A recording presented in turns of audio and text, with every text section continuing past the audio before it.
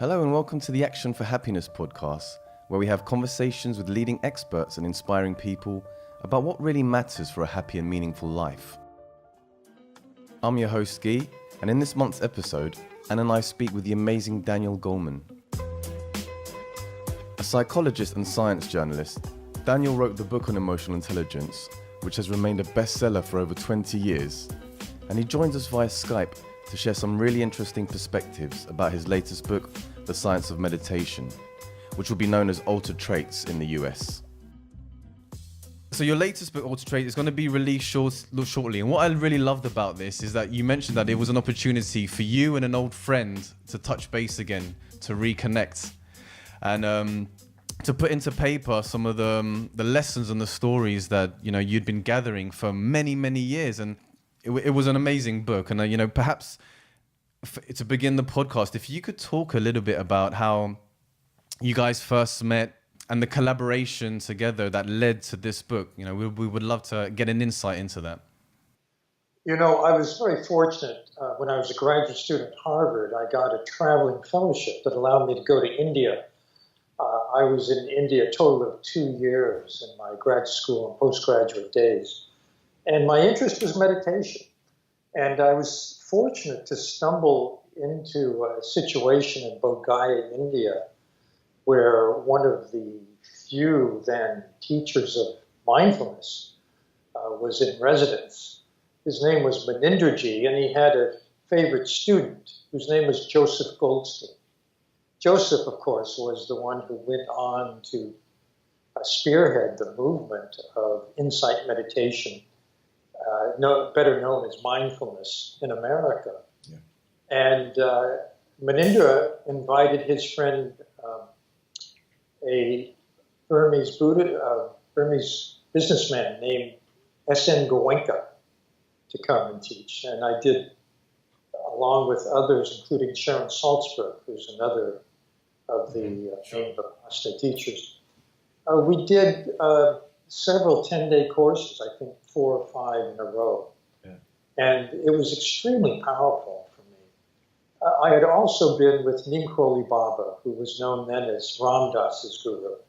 He was an old yogi who was quite remarkable in terms of his quality of being. I mean, he was absolutely present. He was unstoppably happy. And he made you feel the same way when you were with him. And I thought, I'm studying clinical psychology at Harvard, and we're really interested in all of the downers about human emotions. Depression, anxiety, trauma. Mm-hmm. We haven't looked at the positive end. And, these Asian cultures know a lot of value about what that positive end would look like. In fact, there are beings there who've accomplished the height of that. And they have a map. And that map one of the maps begins with mindfulness. So I thought, this is great news. I'm going to rush back to Harvard and tell them all about this wonderful possibility for psychology. So I come back I've written an article about it in an obscure journal, and I came back to Harvard and I said, we really should be studying meditation in our research. And they said, that is the stupidest idea we've ever heard. Yeah. There was only one person who thought that made sense. His name was Richard Davidson. He was a first-year graduate student. And Richie and I became very close friends. We both did our dissertation research. Despite all the warnings against it on meditation. That was, when we did those studies, there were 2 articles in the entire scientific literature on meditation of any kind. One was on Zen, and one was on yogic meditation. Yeah. From today's standards, they were terrible, but it was the only straws we had to grasp. Yeah. So today, when Richie and I have written this book, The Science of Meditation in the UK, it's called, there are over 6,000 peer-reviewed journal articles on meditation. Many of them do not meet the highest standards, like our own dissertation research. So particularly Richie, has combed through and found the top quality, the most methodologically sound A-level articles. Those are the ones we summarize We also talk about some of the problems with the research. For example, our friend John Kabat-Zinn, who we've known since our Cambridge days, went on to found mindfulness-based stress reduction, MBSR, which is probably the single most researched kind of meditation today. Richie has done research with Johnny, and he did one study which is very telling, which is why we could find only about 50 A-level studies. He took a random sample of people and assigned them at random to either MBSR or what's called an active control, something that people feel just as positive about, that requires just as much time commitment. It was things like exercise and nutrition, but doesn't involve any mindfulness. And what he found was that there was no difference between that group and the MBSR group in subjective feelings about how much better I feel. The self-reports were basically the same. The differences have turned out to be much more interesting. They're more biological. That you get benefits from mindfulness, for attention, for calming the reactive emotional brain that you don't see from these active controls. And that's what we focused on, the true benefits that are unique to mindfulness. But that last point about calming the reactive emotions to the brain, and in the book you mentioned the Dalai Lama saying that if anything can, his belief that the destructive emotions, if mindfulness can calm that aspect, I'm wondering about, how hopeful could we be in bringing this into maybe more deprived parts of the UK, the US, where there's a lot of gang violence, and in schools, because from destructive emotions, I would imagine that could lead to destructive, self-harm or behavior within the community. And absolutely. So, behind every act of brutality, violence, and suicide is destructive emotion. And the Dalai Lama says emotion becomes destructive when it throws you off balance. In the West, we would say when it leads you to harm yourself or other people. And Richie and I convened a meeting with the Dalai Lama and some scientists some years ago. And he said something very important. He said, my own tradition, Buddhism, has many methods for calming the mind and transforming destructive emotions, mindfulness being one, but one of many. And he said, I urge you as scientists to take them out of the religious context, study them very rigorously in the lab, and if they're a benefit to people, spread them as widely as you can. And I think it helps to understand the different levels of meditation. There's the hardcore, old school, monks in Asia kind of meditation. Yogis in India, whatever it may be. And that's it, absolutely within a religious context. Then there's the way those traditions have been brought to America, or to Britain, or to the West generally. Yeah. And they've been toned down. So you might, for example, go to an insight meditation retreat. That's mindfulness squared. Yeah. That's mindfulness derives from insight meditation. Well, that might be in a light Buddhist context, but the point is really the meditation practice. But a lot's been left behind. Then there are further removes. So MBSR is completely secular. So the John Kabat-Zinn courses, right? Yes.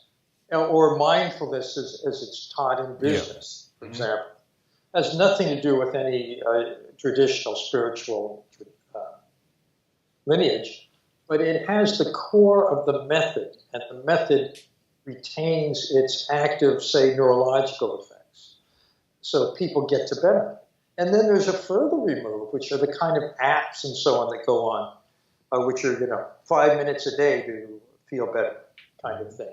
So to speak to your point about could this help, for example, with gang violence, one of the places or sectors in which mindfulness is being used is in schools. Because if you can get to kids very early and help them do practices like mindfulness regularly, you actually help their brain manage their anger better, which means extrapolating into the future, They're not going to be so explosive. I was in a school in Spanish Harlem. I don't know the equivalent in London, but in New York City, it's one of the poorest areas, poorest neighborhoods in the whole city.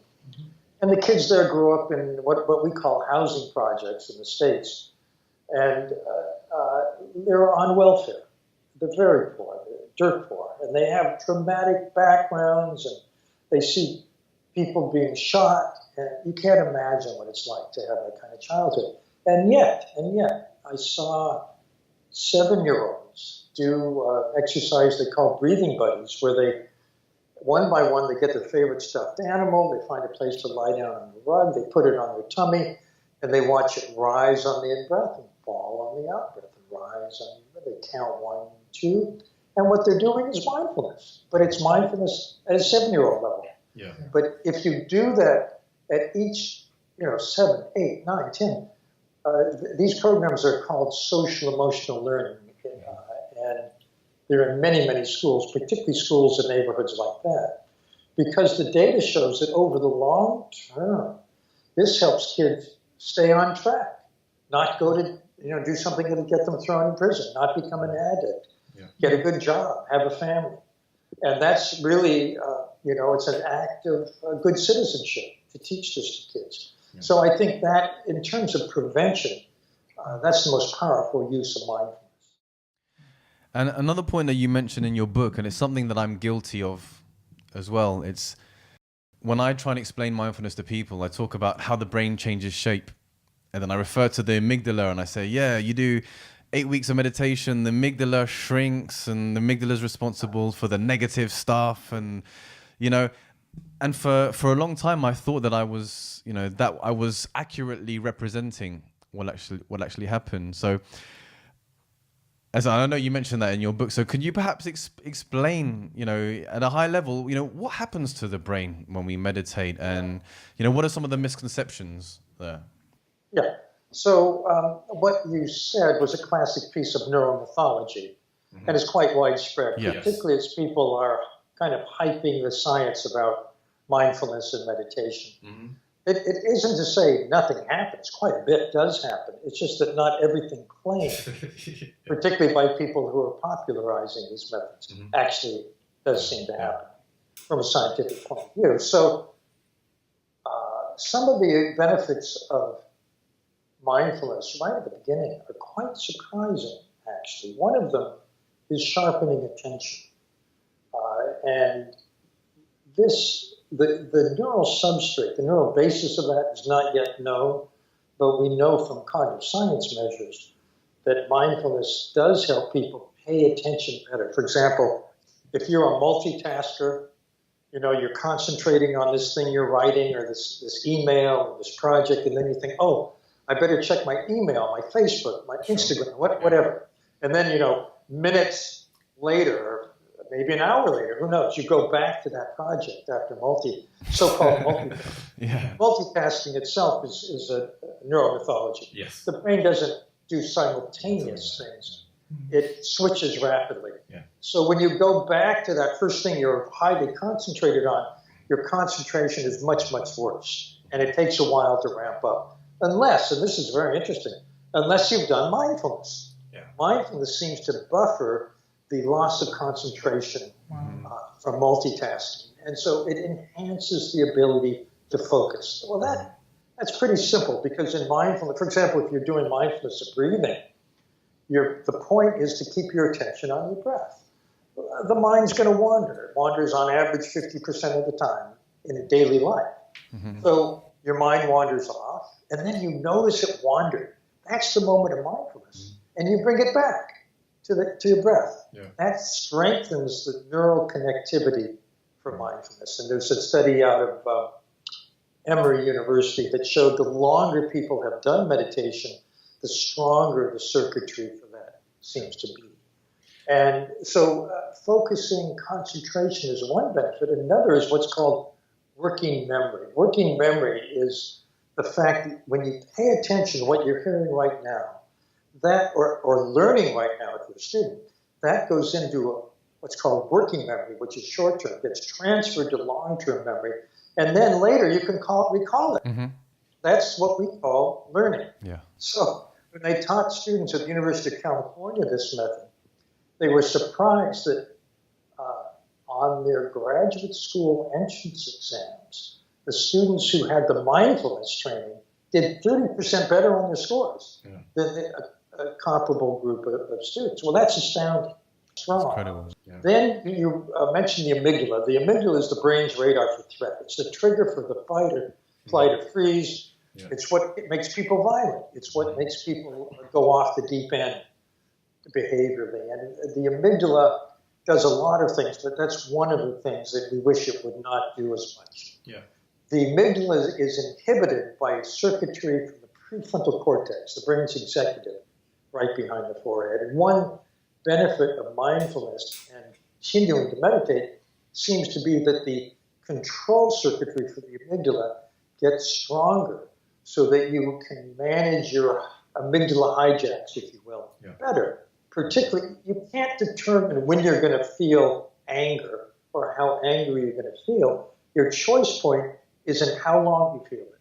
Yeah. And meditation, mindfulness, reduces the recovery time. In other words, you recover more quickly. Mm-hmm. That's very powerful. All right.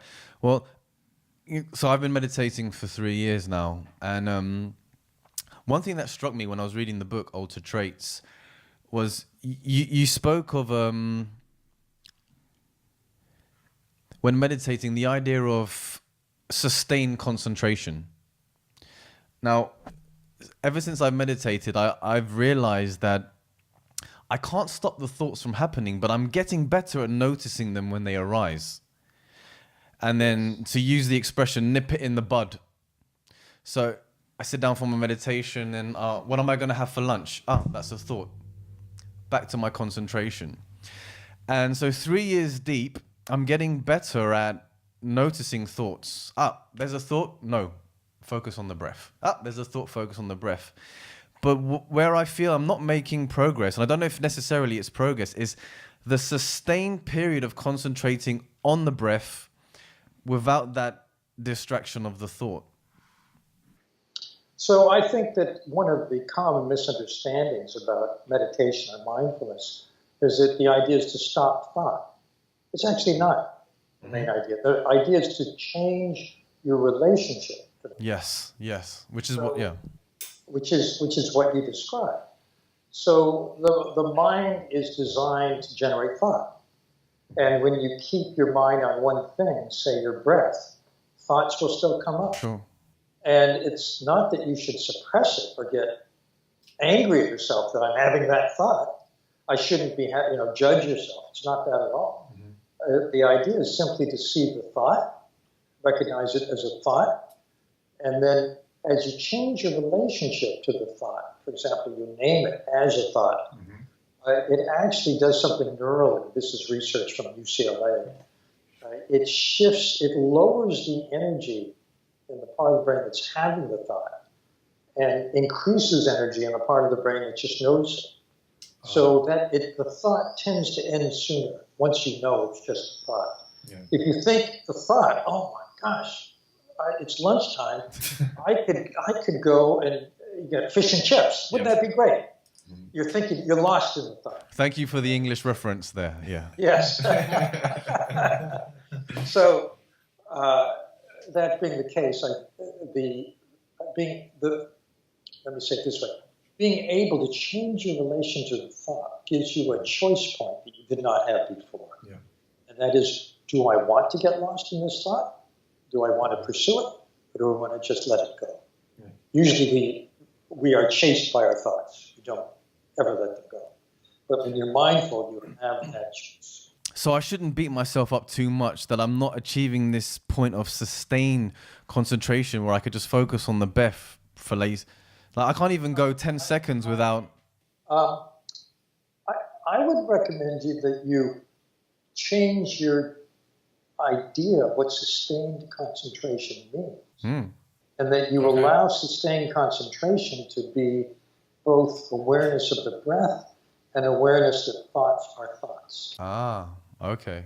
That's sustaining concentration. I would say that's sustaining concentration. Yeah. Can you explain What is an altered trait? Given that that is the title of your book that's going to be in the US, you know, Anne and I have an answer here, but perhaps you can explain for our listeners, you know, why did you go with that title for the name of the book? Well, the title is in contrast to altered states. Altered states are temporary conditions. You can have an altered state on a drug because it changes your brain chemistry. You can have an altered state during meditation because you're feeling really great and in flow because you're so focused. Mm-hmm. However, once you stop the meditation, or once the drug passes from your body, so does the state. Traits are different. Traits are lasting changes. When you go to the gym every day and you work out, you get very buff and you're very muscular. You could say that your fitness level is a trait. It lasts and it's there. You can call on it outside the gym. The same with meditation. Meditation is an act of mental fitness. So you're focusing on your breath. You're enhancing your concentration. You're strengthening your ability to manage the amygdala and emotional hijacks. And the more you do it, the more you can call on those capacities, or they manifest in your everyday life. That's the trait. Right. It's not just something that happens in meditation. So is the expression altered trait, is that similar to awakening then? You know, you mentioned... Yes. Or is awakening a combination of altered traits? So every spiritual tradition that uses meditation as its core path talks about a level of enlightenment or awakening or liberation that marks the end of that path. And if you look at the descriptors for all traditions of that, you're seeing a description of lasting traits. You're kind to everyone. You're equanimous under all conditions. Yeah. You have a laser-like focus and presence. These are qualities that define who you are now. So they're lasting traits, but they're super positive lasting traits. Yeah, I would say. What about your question, mindfulness? Well, I was thinking about given the benefits that it could have, say the impact on education, we touched on sort of gangs and stuff like that, and so the idea is worth spreading. So one of the expressions I heard, one of the concerns I heard about this wave, this tsunami, the popularity of mindfulness is mindfulness, and we should be cautious in how it spreads. So we mentioned apps and YouTube videos and various so many books that are out. What would be the best way to sort of share the idea to as many people as possible, given that it's beneficial to all? How do we go about? Would an app be an appropriate introduction to mindfulness? I mean, I have no problem with an app as a way to go to scale. I think that some of the objections come from people who are worried that all other people will know about is the app, the kind of most widely scaled but not very deep version of meditation, when in fact that's like the fourth level.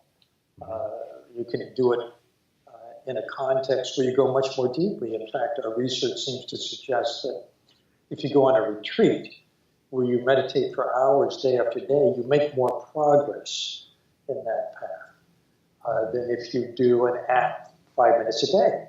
But if you do an app 5 minutes a day, that may be better than not doing it at all. Yeah. So I think that there are some very good meditation apps out, and I'm not going to endorse any given one, but I think that having a teacher in the app who is highly seasoned is a good idea. Yeah. So you mentioned the deep aspect of mindfulness. Now, this is kind of a subject that I really love to talk about, and you mentioned Joseph Goldstein. I read his book on mindfulness, and it's a fantastic book. And in Altered Traits, you mentioned that you went to learn from Manindra, his his teacher as well. And subsequently I've read books by Sam Harris where the book's called Waking Up, and the idea of the self being an illusion and the ego being an illusion.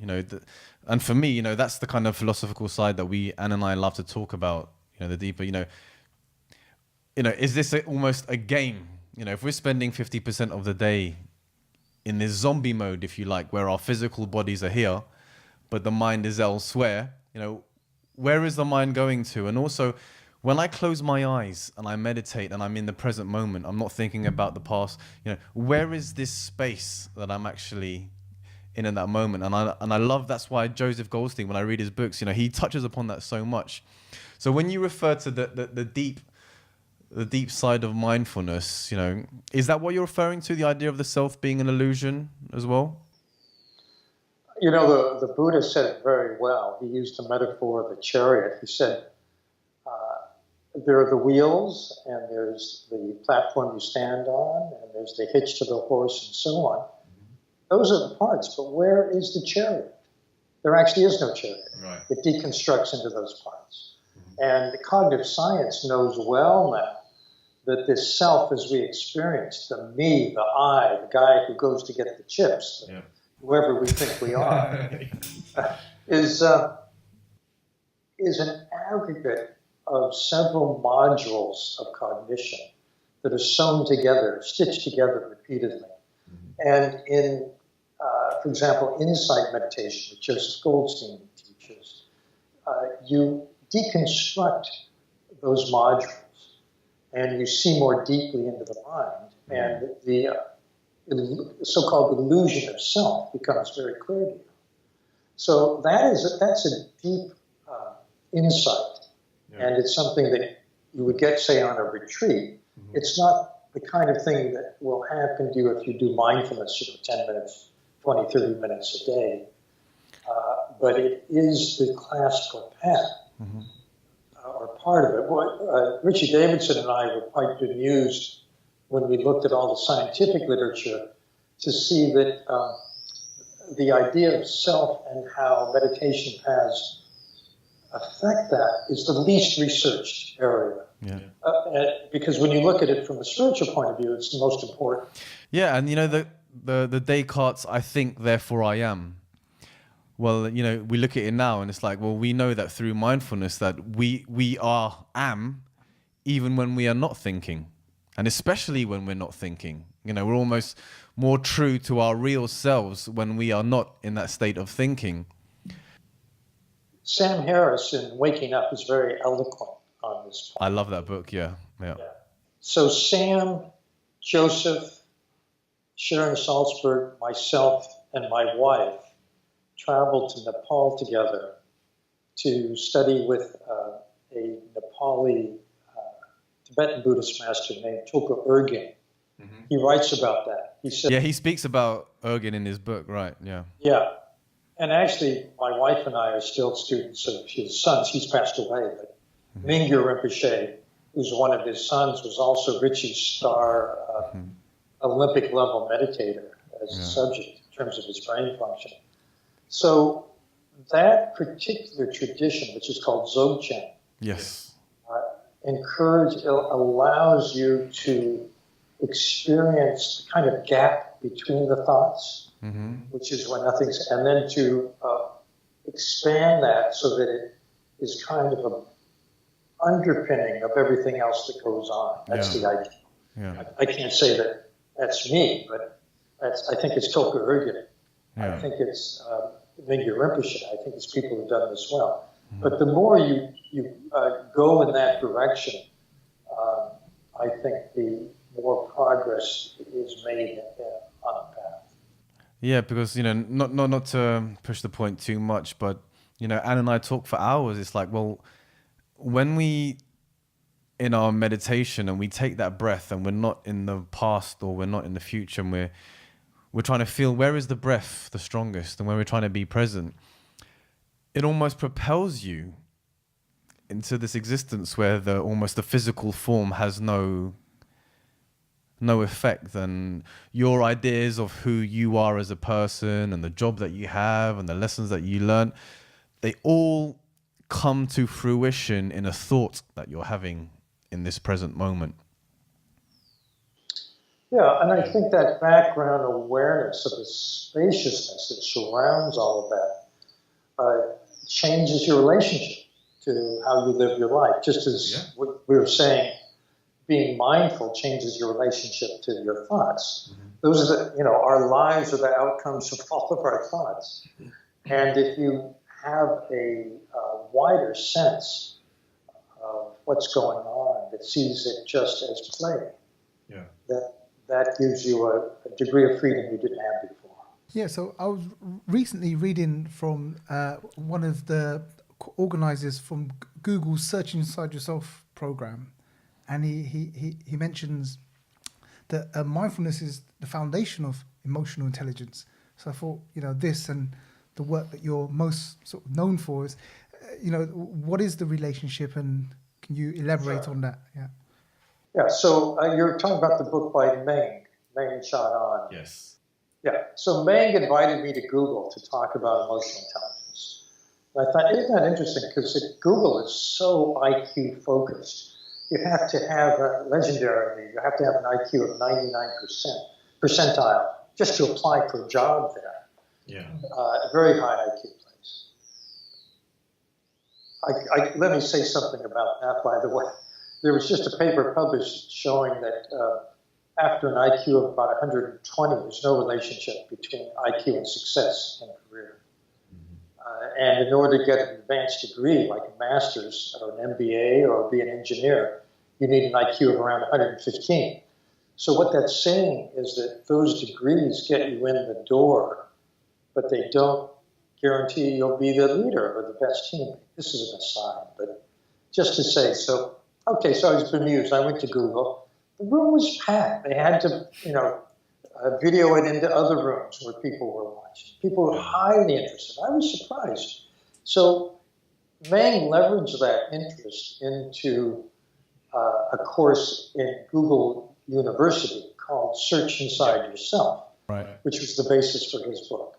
And he wanted to integrate mindfulness and emotional intelligence. And I think that they integrate very smoothly because the first part of emotional intelligence is self-awareness.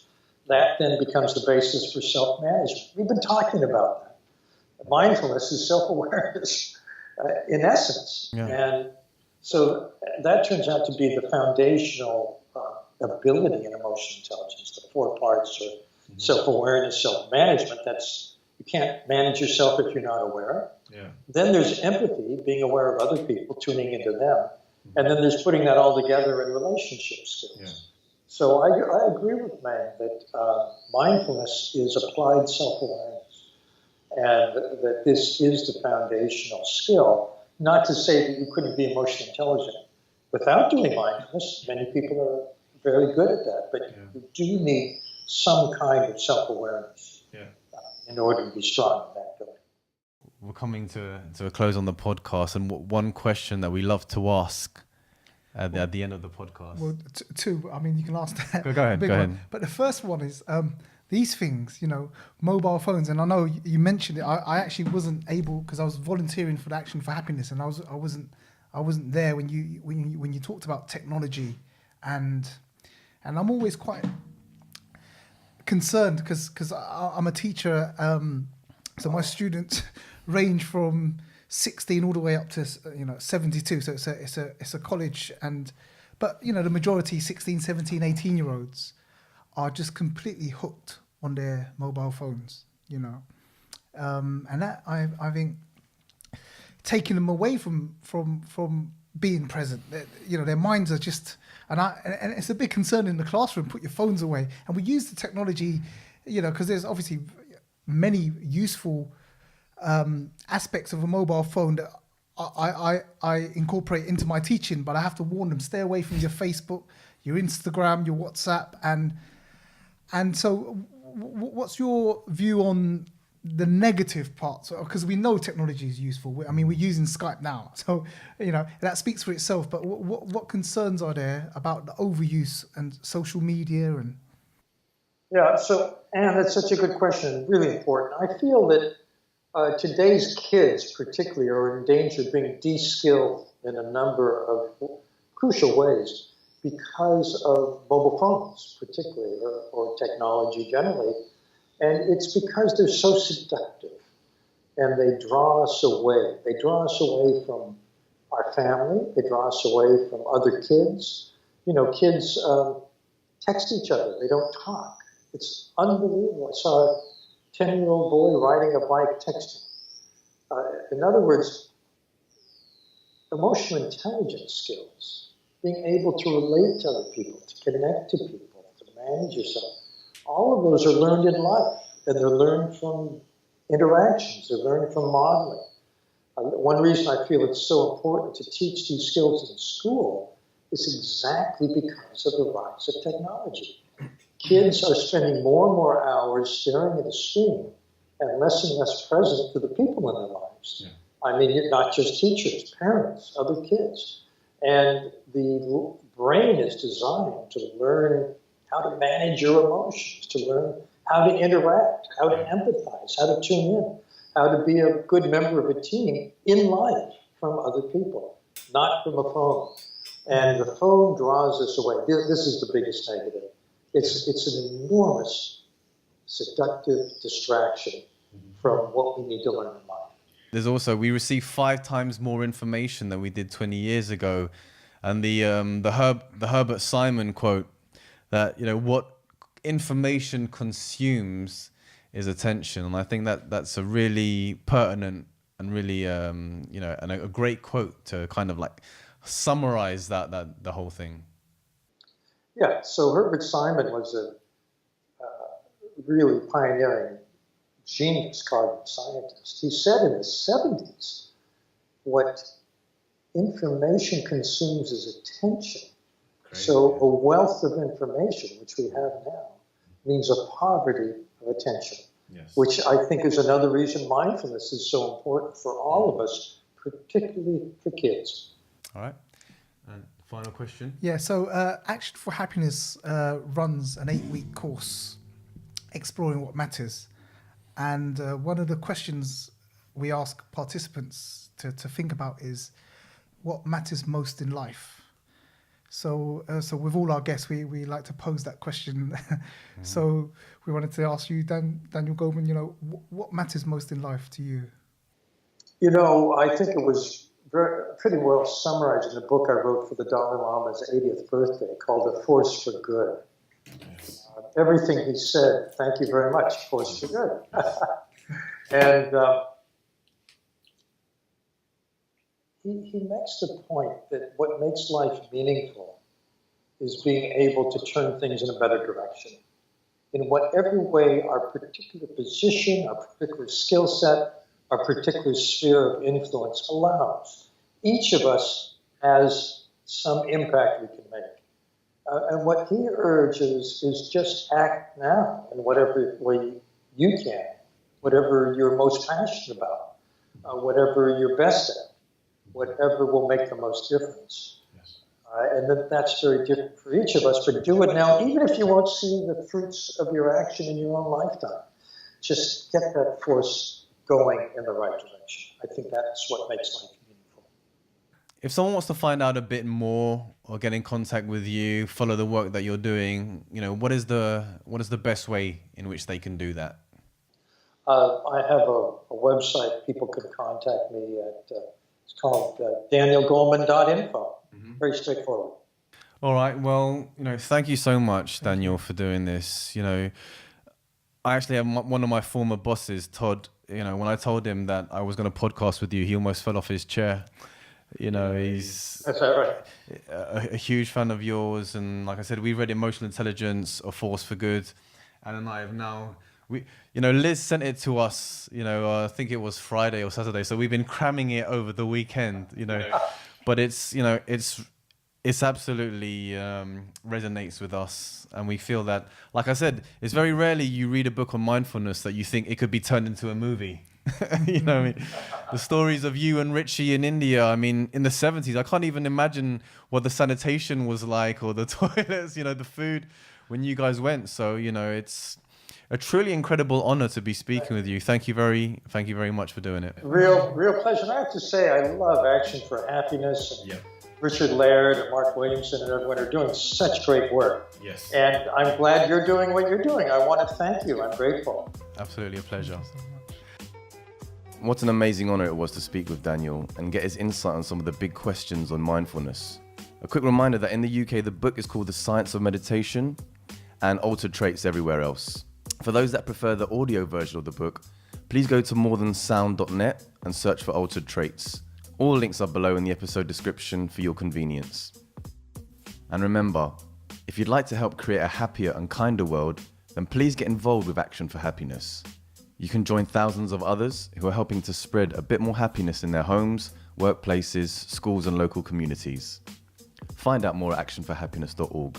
Join the movement, be the change.